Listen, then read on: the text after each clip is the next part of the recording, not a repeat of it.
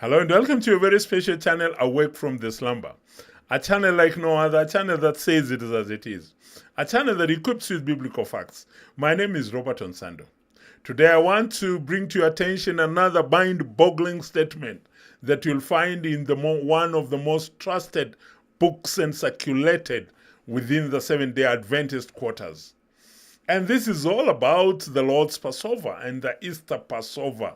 Something people call them Easter and, the Lord's Passover. There's a lot of confusion in that. But, we all, we've just come from celebrating the Easter holidays and, the whole world was shut down because of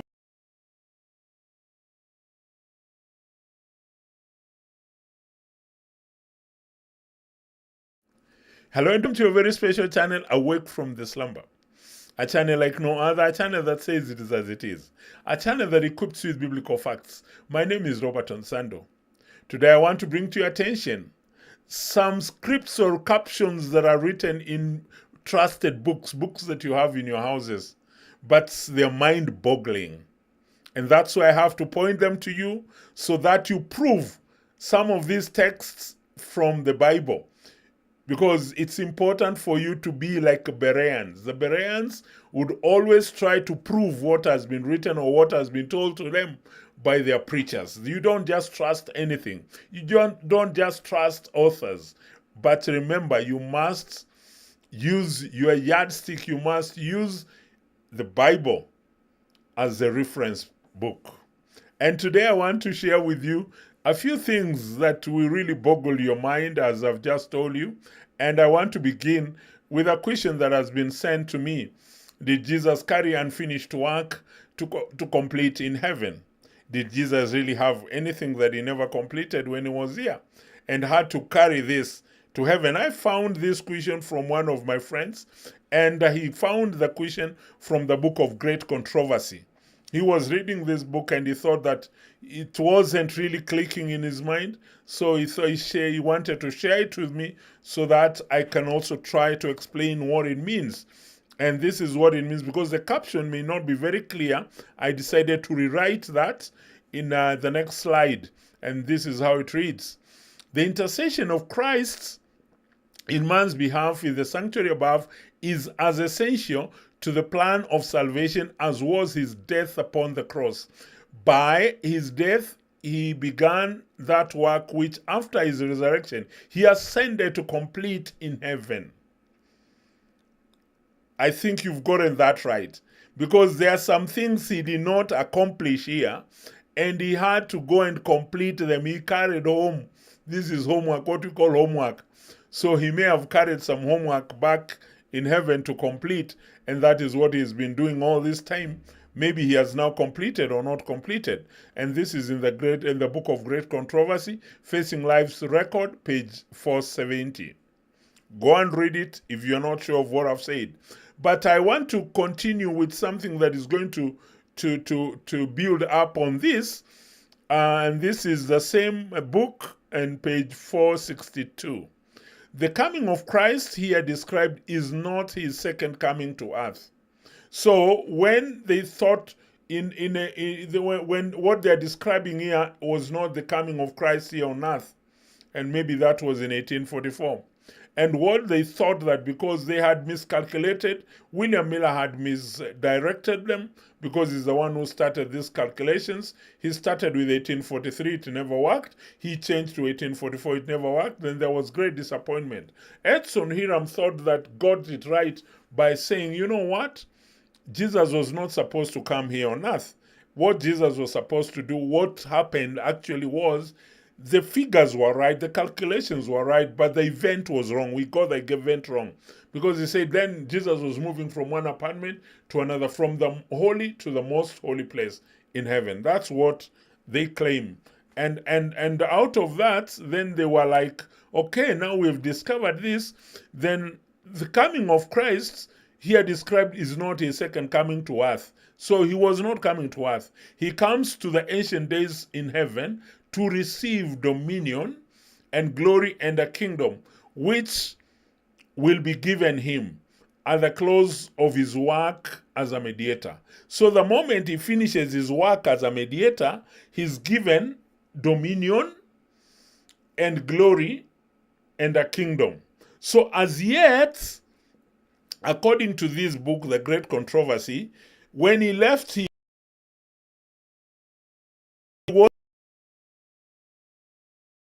he did not receive the dominion nor the kingdom. This he was supposed to receive at the close of his work as a mediator. I continue. It is this coming and not his second advent to the earth that was foretold in prophecy to take place at the termination of 2,300 days in 1844. Now listen, after getting it all wrong, and it was a great disappointment, there was a shift of mind and shift of thinking, and they said, now the second coming, we thought he was coming in 1843, 1844, it never happened. But the truth is, the way it was revealed to them much later was like it was moving from one apartment to another to receive the glory, to receive the kingdom and dominion. And after he had received, that was only after when he had finished his work as a mediator. And that was at the end of 2,300 days. Where do you get 2,300 days? In Daniel 8:14. And then the sanctuary shall be cleansed. So this event, as it is, this was a vision that Ellen G. White saw, was attended by heavenly angels.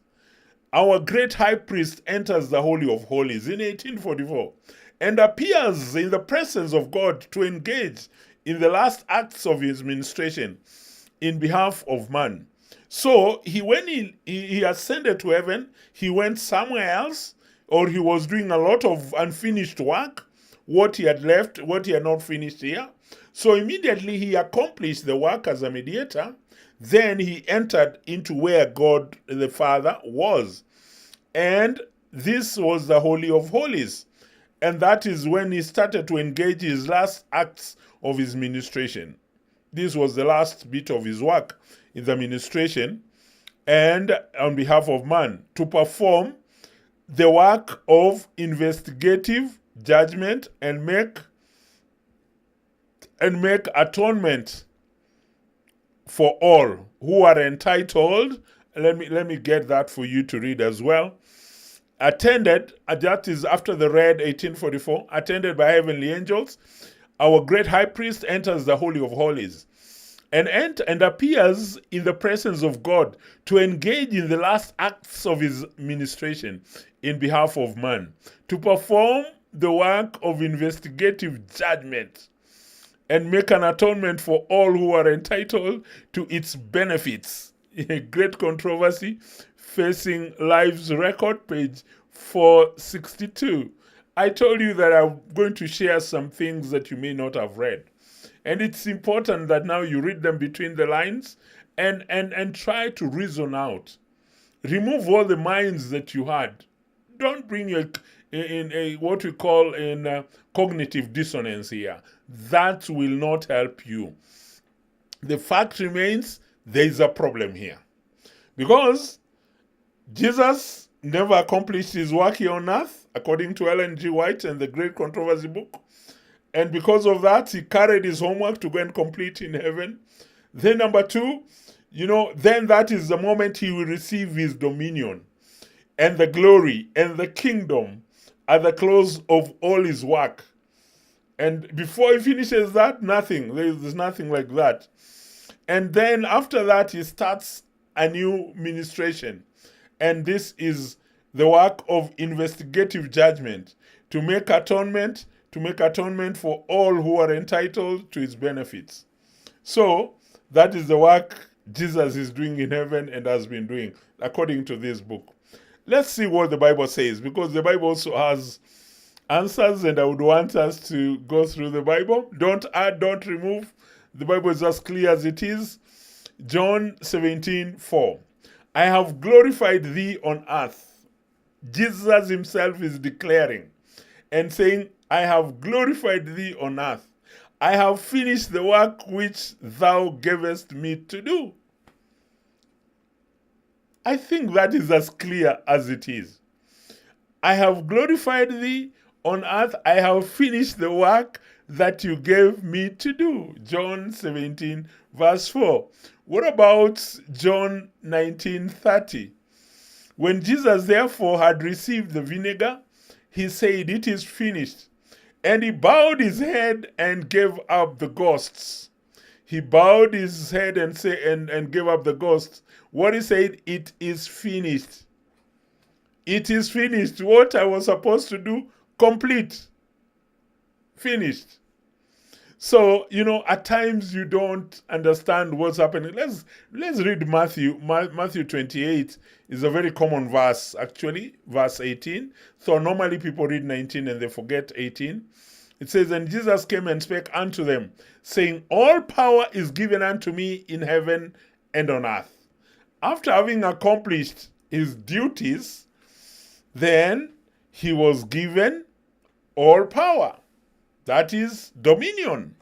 He's been given everything. Remember what he said in John 17, that 17:4, I have glorified. The glory that was supposed is already been given. He's a king now. He's finished. He's done with his work. In verse 19, in chapter John 19, they said it is finished. In Matthew 28:18, it says, I've been given all power is given unto me in heaven and on earth. So when you read the other verse, that's Hebrews 10, 12, and 13, but this man, after he had offered one sacrifice for sin forever, he offered one sacrifice. And that was the atonement. There was, they used to have two sacrifices, a daily sacrifice, and there was another sacrifice that they used to do once a year. That was the atonement that was supposed to be carried out in the month of October. That is in the 7th month. Should be in the 7th month. So because of their calculations, then it came to October 22nd. October 22nd. So what the Bible says, but this man, after he had offered one sacrifice for sins forever, sat down on the right hand of God, from henceforth expecting till his enemies be made his footstool. He had finished, accomplished everything. He's waiting for the time the devil will be made his footstool. And that is as clear as that. Jesus did not go with an accomplished work in heaven. He finished everything that he had been sent to do. Don't add, don't remove anything. That's what the Bible says. So I wanted to point out to you some of those, mind-boggling statements that are in the most trusted books, the most trusted authors, and then you compare with the Bible. You still have time to go and look at them and try to see whether what I've said is right. You can also come up with your response. I'm open to getting your responses on the same. But what we need to know that 1844 was a scam. It wasn't there because the guy who started 1844 was William Miller. And he was like, okay, I made a mistake. He apologized before he died in 1849. Why should you run with a mistake or error and try to correct it because you've fallen in the same trap? The best thing is to apologize, confess, because very many people have been misled with this. May God bless you as you continue listening to this wonderful program that will be enlightening you each and every other day. Be ready for another mind-boggling statement written from very trusted authors.